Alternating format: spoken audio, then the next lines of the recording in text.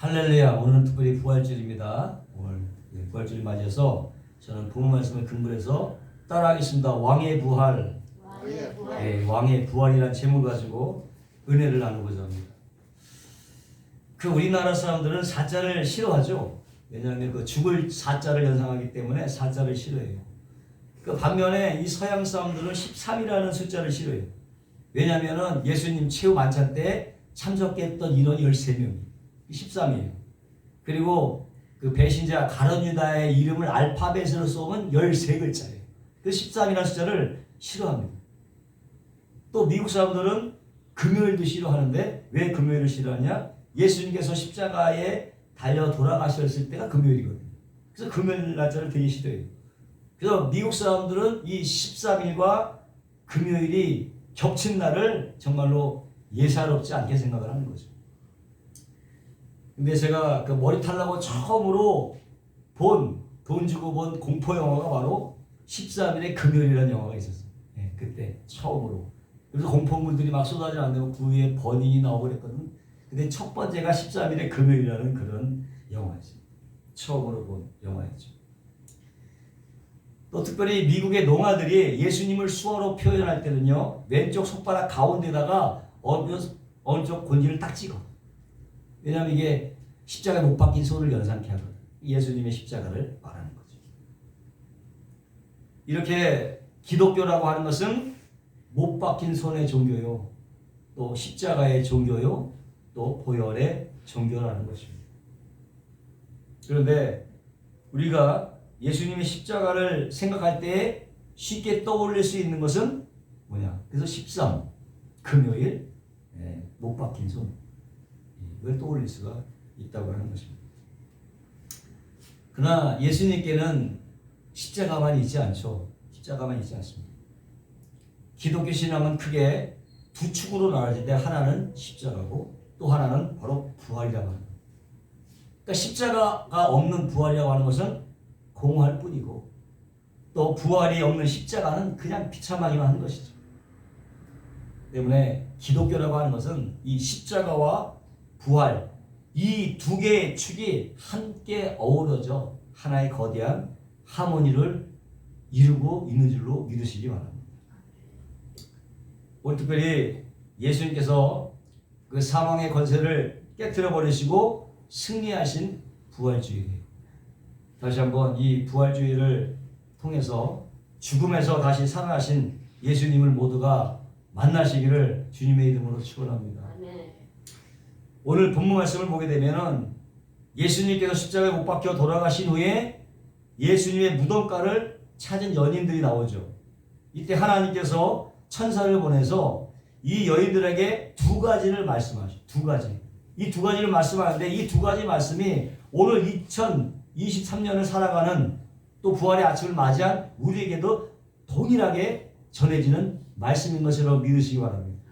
똑같은 말씀이에요. 그 첫 번째 말씀이 1절에 보니까 안식일이 다 지나고 안식 후 첫날. 이 안식 후 첫날은 뭐냐? 바로 일요일이에요. 안식일은 유대인들이 금요일 저녁부터 토요일 저녁까지니까 안식 끝나. 그 다음 안식 첫날이니까 바로 주일을 말하는 거야. 지금 주일. 이 주일에 새벽에 막달라 마리아와 다른 마리아가 무덤을 보러 갔어요. 주일 첫날에 보러 간 거예요. 그것이 본문의 말씀. 지금 이 세 여인들, 여기는 다른 여인인데 두 명의 여인이 따로 있어요. 막달라 외에 두 명의 여인들이 그냥 밤새 한 잠도 제대로 자지 못하고 그냥 눈 뜨고 지냈지. 또 얼마나 울었는지 눈이 퉁퉁 부어갖고 그런 채로 예수님의 무덤으로 달려갔어요. 갔더니 막 커다란 바위가 막아버렸기 때문에 가서도 뭐 이러지도 못하고 저러지도 못하는 상황이었어요. 그러니까 무덤 앞에서 그냥 발만 동동 구르고 있는 상태. 그런 상태였단 말이에요. 불과 몇 시간 전까지만 해도 그렇게 온화하셨던 예수님, 그렇게 사랑이 많았던 예수님이 갑자기 그냥 십자가에서 처참히 죽음을 당하신 거예요. 불과 몇 시간 전에. 아직도 그 기억이 얼마나 또렷한지 지금도 막 피냄새가 진동하는 것 같아요. 그런 지경이다. 그러니까 유대인들은 보통 아까도 말씀한 보통 안식일을 맞으면 금요일 저녁부터 토요일 저녁까지 지내는데 근데 예수님의 십자가의 정형은 바로 금요일 낮이었단 말이에요. 금요일 낮에. 그리고 그 다음날 어떻게? 안식일인 거죠. 토요일날. 안식일을 지내는 거예요. 안식일은 뭐예요? 다 쉬는 거야. 모두 하는 일을 다 멈추고 편안하게 쉬어야 되는 날인데 이 여인들은 그냥 거의 뜬 눈으로 밤을 보내고 아무리 생각하면도 그냥 이렇게 가만히 앉아 있을 수가 없는 거죠. 그래서 막 먼저 집안에 거의 간직해졌던 그런 값비싼 향유를 찾기 시작을 하죠. 왜냐하면 그 당시에 그 제대로 된 장례를 칠 때는 반드시 비싸지만 향유를 뿌려야 되었기 때문에 향유를 막 찾았어요. 비록 예수님은 돌아가셨지만은 그래도 예수님 몸에 향유라도 부어서 그 아쉬운 마음을 달래려고 했을 것입니다. 그래서 이제 안식일이 끝나자 독이 트자마자 그냥 주일 새벽이죠. 주일 새벽에 향유를 들고 무작정 예수님의 무덤가로 향했습니다. 그러나 뭐 대책은 없는 거지. 왜냐하면 뭐 돌이 한 2톤쯤 되는데 그걸 딱 막아놨기 때문에. 그래도 갔어요. 가면서도 그 누가 좀 돌을 좀 옮겨줘야 될 텐데 그렇게 걱정하면서 무덤가를 향했죠. 무덤가에 도착해보니까 웬걸 로마 군인들이 무덤가를 지키고 있었고 그 무덤은 큰 2톤이나 되는 돌로 막혀 있었죠. 그런데 갑자기 기이한 일이 일어난 거예요. 갑작스럽게 그냥 강력한 지진이 일어나서 크게 진동하더니 하얀 광채를 띤 천사가 내려오고 무덤을 막고 있던 그 큰 돌을 막 굴려버린 거예요. 할렐루야. 아멘. 아멘. 정말 기이한 일이죠. 사실 그 돌은요 수십 명의 장정이 밀어도 움직이지 않아요. 그 돌인데 천사가 와서 탁 치워버려요. 할렐루야. 이걸 본 여인들 뿐만 아니라 군인들이 어떻게 했어? 새파랗게 막 질렸겠지. 얼마나 놀랐겠어요. 그게 2절과 4절에 나오는데 큰 지진이 나며 주의 천사가 하늘로부터 내려와 돌을 굴려내고 그 위에 앉았는데 그 형상이 번개같고 그 옷은 눈과 같이 시건을 지키던 나들이 그를 다 무서워하며 떨며 죽은 사람같이 됐다. 완전히 기절했다는 거예요. 그걸 보고 완전히 다 기절했어. 죽은 사람같이 된 거예요. 사실 로마 군인들이라면요 그렇게 단이 작은 사람들이 아니에요. 그 당시에 로마 군대는 최강의 군대죠. 그런 사람들이 그저 무덤만 지키려고 있으니까 자기가 봐도 참 한심한 노릇이죠. 자기 용맹을 과시해야 되는데 그냥 무덤만 지키니까 한심한 거야. 그래서 어떻게 로마의 군법이 엄격했거든요. 만약에 자기가 보초 서는 동안에 어떤 일이나 사고가 나면 그냥 직결 심판받는 처형당하는 거예요. 그래서 이 군인들은 싫지만 그래도 억지로 무덤을 지키고 있었는데 갑자기 진이 나면서 천사가 나타나서 그 무거운 돌을 쉽게 치우고 앉은 것을 보고 모두가 그냥 기겁하고 기절해버리고 말았어요. 이때에 천사가 여인들에게 이렇게 말합니다. 그것이 5절과 6절이에요. 천사가 여자들에게 말하 이르되 너희는 무서워 말라. 십자가에 못 박히신 예수를 너희가 찾는 줄 내가 아노라. 그가 여기 계시지 않고 그가 말씀하신 대로 살아나셨느니라. 와서 그가 누우셨던 것을 보라. 뭐요? 와서 그가 누우셨던 것을 보라. 와서 보라는 거예요. 한마디로 come and see. 와서 봐라. 천사가 준 메시지 와서 봐라. come and see. 와서 보라는 거예요. 사실 따지고 보면요 지진이 일어나기 전에 천사가 골 굴리기 전에 이미 예수님 어떻게 했어? 부활했지. 빈 무덤이란 말이야. 그 빈 무덤을 군사들이 지키고 있었던 거예요. 그러니까 돌을 여나 안 여나 상관이 없는 거예요. 근데 왜 하필이면 천사가 굳이 와서 빈 무덤인데 굳이 돌을 치웠을까? 누굴 위해서? 여인들을 위해서지. 보라고. 와서 봐라. 여인들을 위해서. 가서 너희가 죽음이 정복된 그 부활의 현장인 빈 무덤을 보고 뭘 확신해? 부활을 믿고 확신할 수 있도록 천사가 돌을 올려준 거예요. 아멘? 확신하기 위해서, 보여주기 위해서. 그래서 오늘 우리에게 주시는 첫 번째 말씀은 come and see. 와서 봐라. 그리고 부활의 확신을 가지라는 거예요. 아멘? 부활의 확신을 가져야 돼요. 이것이 우리에게 주시는 첫 번째 메시지입니다. 한 번은 미국의 노 부부가 성지 순례차 자신의 고향 이스라엘이었나 보죠. 거기에 찾아갔어요. 근데 갑자기 순례 도중에 그냥 그 아내가 심장마비로 숨을 거두고 말았어요. 이 할아버지가 장의사를 찾아서 그 시신 처리를와 그 장례를 어떻게 치료했지 물었죠. 그래서 장의사가 두 가지 방법이 있다는 거야. 하나는 하나님이 주신 이 약속의 땅인 이스라엘에서 묻는 것인데 그렇게 하면 축복도 받게 되고 또 돈도 오고 150달러밖에 안 들고 그런 거.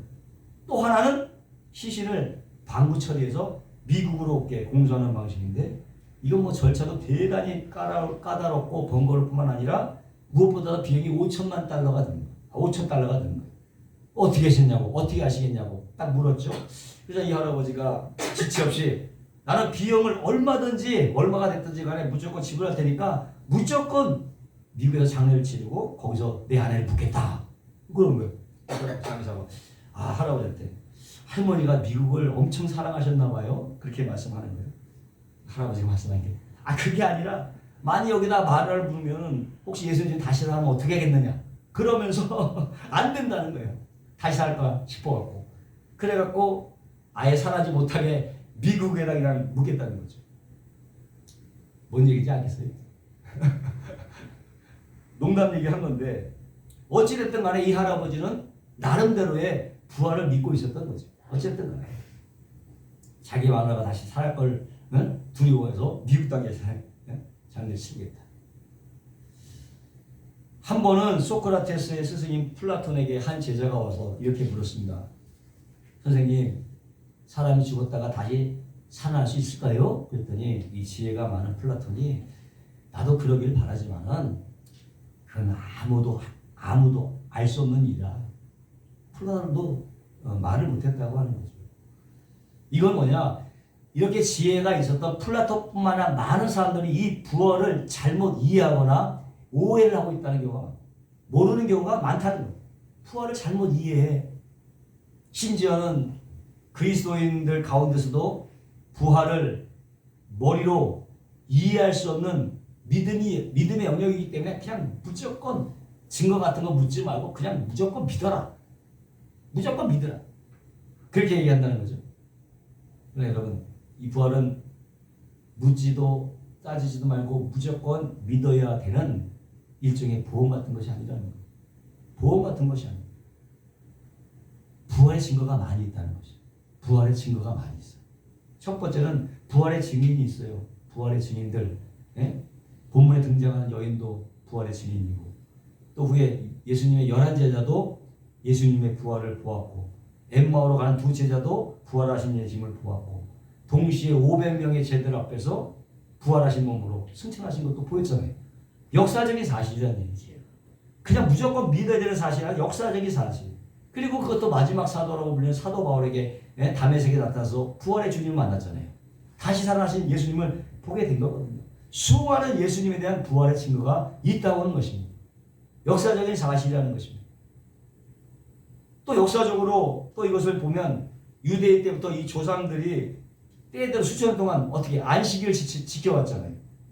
안식일은 무엇보다도 그들은 율법을 굉장히 중요시 여기는데 그들이 갑자기 자신이 여태까지 전통을 내려왔던 일곱째 날인 그 토요일을 안식일을 지키지 않고 오히려 지금 어떻게 첫째 날로 바꾼 거거든. 일요일 날로 바꿨다는 얘기예요.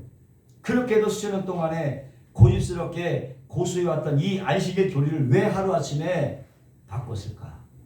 왜 바꿨을까? 무슨 일이 있었길래? 바로 예수님께서 일요일 새벽에 부활하셨기 때문에. 부활하셨기 때문에. 그래서 초대 교인들이 예수님이 부활하신 이 주일날, 지구이 든 주일날 예배가 시작이 됐고 그 주일 예배가 오늘날까지 이렇게 이어져 내려오고 있는 것입니다. 부활절. 바로 이 주일날이었던 주일. 더구나 보면은 예수님의 그 제자들의 면면을 보면요, 다 그냥 예수님 잡힐 때 어떻게 다 도망갔잖아요. 겁장이었다고. 수지자건 베드로도 갯정에서 3번이나 부인하고, 예? 막달라 마리아가 살았다는 그 부활 소식 듣고 모두가 그런 게 어딨냐고 믿지도 않았어요. 그랬던 제자들이었다고. 그랬던 그들이 어떻게 갑자기 180% 돌변해갖고 그 지독한 핍박과 고문을 감당해내고 그 처참한 순교의 죽음까지도 두려워하지 않았겠는가? 응? 어디서 이런 담대함이 생겼는가? 그렇지 않습니까? 그렇게도 모세에게 교회를 핍박했던 바울이 어떻게 하루아침에 그냥 그리스도의 증인이 되어서 목숨을 걸고 선교 여행을 다니며 복음을 전했는가? 정말로 생각하면 할수록 의아하기만 한 일인 거죠. 이유는 뭐냐? 예수 그리스도의 부활을 보았기 때문에, 예수님의 부활을 보았기 때문에 그런 힘이 있어요. 그렇지 않겠어요? 무엇이 그들에게 그런 용기를 갖다 줬어요? 예수님이 부활하신 것을 봤고, 그러한 확신을 갖고 베드로가 오순절날에 3,000명에게 예수의 죽으심과 부활을 전하니까 모두가 다 회개하고 통회자복하고 구원받는 역사가 일어난 줄로 믿습니다. 만약에 이러한 예수님의 부활이 거짓이었다면 과연 이런 일들이 가능했겠는가? 부활은 역사적인 사실이다. 커밋이 확실하다. 부활을 확실하는 것. 예전에 국민일보의 그 보도에 따르면 중국의 공산당원들이 한 7천만 명 된다는데 중국의 기독교인이가 그래도 1억이 넘는데 공산당원보다 훨씬 나았다. 사람을 변화시키는 부활의 능력. 그것이. 이에도 많은 부활의 증거들이 있습니다. 하버드 대학교의 법학 교수였던 사이먼 그린리프가 법적 증거에 대한 최고의 권위자로 불리는 사람인데, 그가 한 번은 그리스도 부활에 지대한 관심을 갖고 이 부활이 법적으로 증거가 있는지를 조사해 보기 시작했어요. 조사를 딱 해봤는데 그가 모든 증거를 다 검토해 본 결과 결론이 뭐냐? 그리스도의 부활은 법적 증거로 확실하다. 그렇게 결론을 내렸다는 거예요. 그 교수가. 또 옥스퍼드 대학교 역사학 교수였던 토마스 아놀드가 예수님의 부활이 역사적으로 타당한지를 조사하기로 했어요.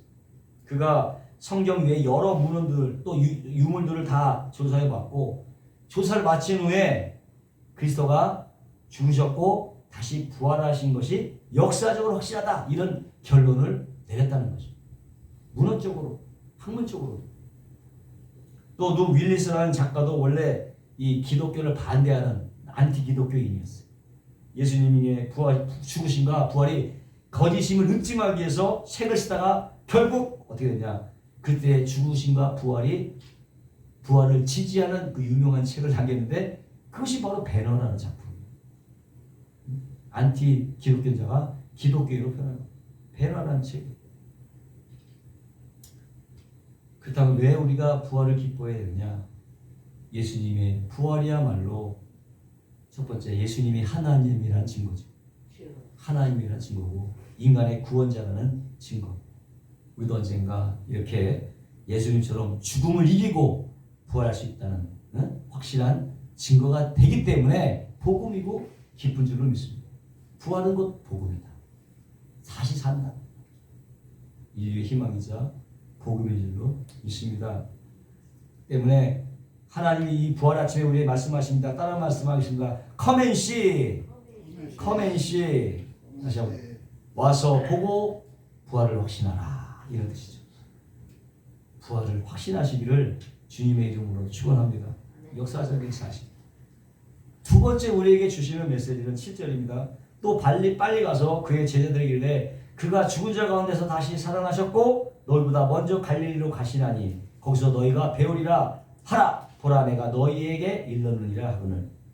어떻게? 이 구절이 말씀하는 거예요. 너희가 이제 부활을 직접 와서 보고 확신했으니까 이 부활의 기쁜 소식을 어떻게 다른 사람에게 고앤텔 가서 전해라는 얘기예요. 고앤텔 이제는 가서 전해라. 그 두 가지 메시지인 거예요.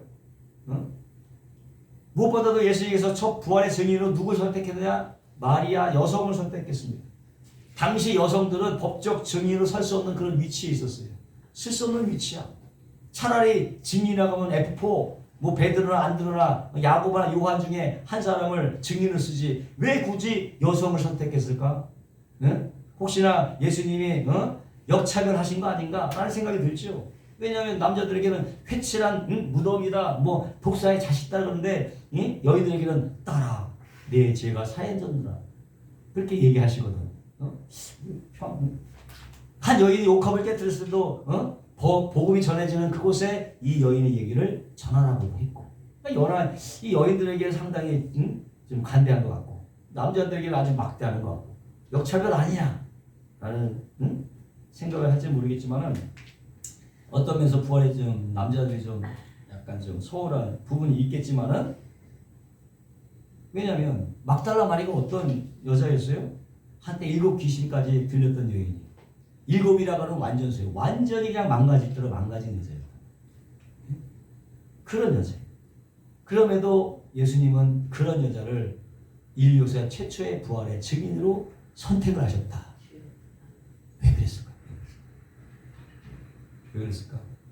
그건 누구나 정말로, 심지어 하찮고 보잘것없는 사람조차도 뭐가 될 수 있다? 부활의 증인이 될 수 있다. 하찮은 사람도 부활의 증인이 되는 것을 보여주시는 것이죠. 그래서 말하는 것입니다. 고엔텔 가서 전하라. 그것이 8절이에요.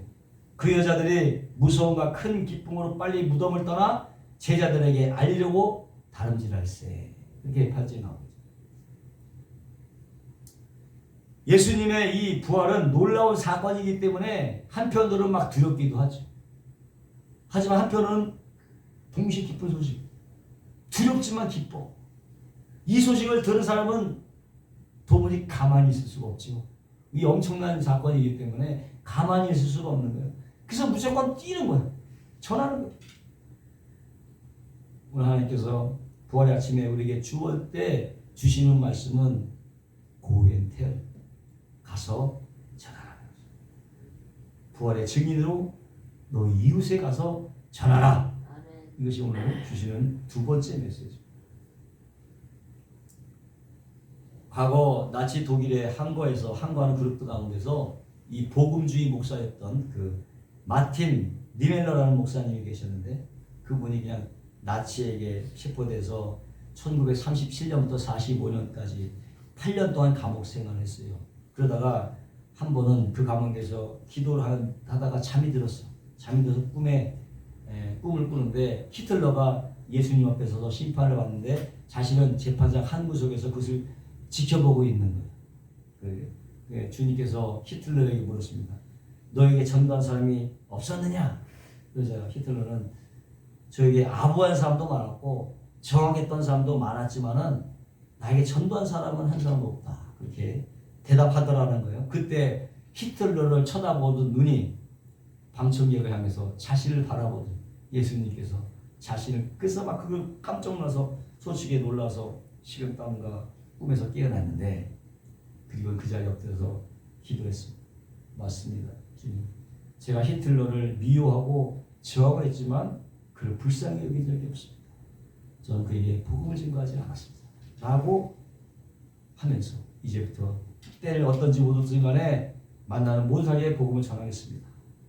기도하고는 그때로부터 전쟁이 끝날 때까지 감옥에 있는 나치 간부들이나 옥중 동료들에게 복음을 전했다는 거예요. 하나님께서 마틴 니멜라를 복음의 증인으로 사용하신 줄로 믿습니다.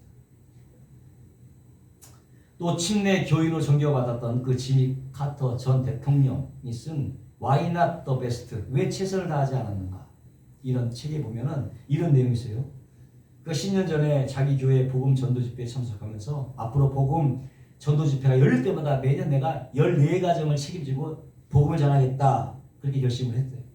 그 결심대로 교회 복음 집회가 있을 때마다 14가정을 전도했고 무려 10년 동안 140가정에게 복음을 준 대단한 일이잖아요. 지미 카터 전 대통령이.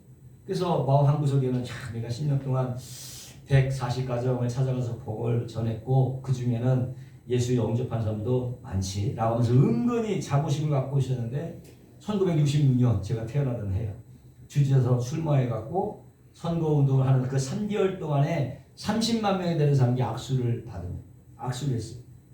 결국 주지사로 당선이 되었죠. 근데 그 뒤에 왠지 그 마음 가운데 부끄러운 마음이 같이 생긴 거예요. 그의 그를 그대로 인용하면 다음과 같습니다. 나를 위해서 3개월에 30만 명을 만나보면서 하나님을 위해서는 10년 동안 겨우 140가정에게 복음을 전하였더니 이거는 보통 부끄러운 일이 아니다. 이것이 증인으로 살기를 원했던 카터 전 대통령의 고백이었다는 것입니다. 한 대통령으로서 복음을 전하지 못하는 그 죄책감, 그 얘기를 그러기에 하나님께서 대통령으로 삼아주시지 않았겠는가 하는 생각도 드는 거죠. 또 한 사람 윌리엄 부스라는 사람이 있었어요. 그는 기도 중에서 지옥의 환상을 봤어요. 근데 거기에 자기 친척들이 있는 거야, 지옥에. 그 환상이 얼마나 충격적인지 깜짝 놀라서 예수 안 믿는 사람들 저렇게 지옥에 가는구나. 내가 이렇게 미지근하게 믿어서 되겠냐 하는 마음이 들어서 영혼을 구원하는 군대, 곧 구세군을 창설하는 거예요. 구세군을 창설. 그때부터 복음 증거하는 지금 살다가 안진환으로 한 83세가 되던 때 병원부터 이 실명 선고를 받았어요. 눈이 안 보인다는 거예요. 이건 어떻게? 그때 이제 아들이었던 이 브라멜이 이제 아버지에게 그 사실을 말해야 되는데 어떻게 말할지를 몰라서 망설이고 있는데 윌리엄 부스가 묻는 거예요. 내 눈이 좋지 않더냐? 라고 물었어. 그래서 아들이 내 아버지 의사가 이제 앞을 못 볼 수도 있다고 하네요. 라고 대답을 했는데 그 말을 들은 윌리엄 부스가 한참 동안을 침묵하며 곰곰이 생각해보던 이런 말을 했다는 거예요. 내가 그동안에 두 눈을 가진 상태에서 이웃에게 복음을 전했지만 이제부터는 두 눈 없이 어떻게 이웃에게 복음을 전할 수 있는 방법을 좀 생각해봐야 되겠다. 그렇게 얘기를 했다는 거죠. 그러면서 일평생 복음의 증인으로 살다가 하나님의 부르심을 받고 천국에 간 일이 있습니다. 할렐루야. 오늘 부활절입니다. 커맨시 와서 보라. 고엔텔 가서 전하라. 이것이 오늘 주님께서 우리에게 주시는 부활의 메시지입니다. 부활은 바로 인류의 꿈이자 희망입니다. 기쁜 소식이죠. 예수님의 부활은 아까도 말씀드렸듯이 역사적으로 실제로 증명된 사건입니다. 이 부활의 도를 전하다가 많은 사람들이 순교를 당하고 희생을 당하기도 했습니다. 그렇게 해서 우리에게 전해진 복음 이것이요. 때문에 우리 역시도 이 부활의 증인으로 살아야 될 줄로 믿습니다. 우리가 복음을 증거하자 결단하게 되면 하나님께서도 우리와 함께 하시고 또 힘도 주시고 능력도 주시고 그때그때 할 지혜도 주실 줄로 믿습니다. 무엇보다도 부활절을 맞이해서 커맨시 부활의 확신을 갖고 고엔텔 가서 전하는 저와 여러분 되시기를 주님의 이름으로 축원합니다. 기도하겠습니다. 거룩하시고 영화로우신 하나님 감사합니다. 오늘 부활주의를 맞이해서 우리에게 주신 두 가지 메시지 우리가 마음에 간직함으로 부활을 확신하고 가서 전하는 우리 모두가 되게 하여 주옵소서. 예수님의 이름으로 축복하고 기도하옵나이다. 아멘.